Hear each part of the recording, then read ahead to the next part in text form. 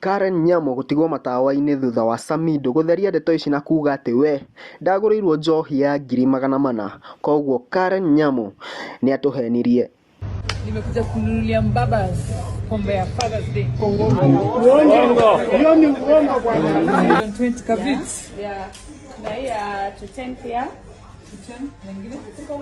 But this is the most expensive. Yeah. This is a very special.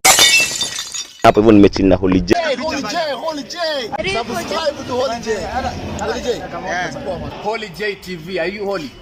Hello guys and welcome back. Of course it's your boy Holy J na manze, kama huja subscribe kwa hii channel kindly consider doing that. Now kuna hii story if you can remember very well, wakati ilikuwa Father's Day, Karen Nyamu pale hivyo alitupea pressure kidogo kwa sababu aliingia pale hivyo kwa certain liquor store na akasema that anataka the most expensive alcohol pale hivyo na anataka kubaia mubabas wake pale hivyo na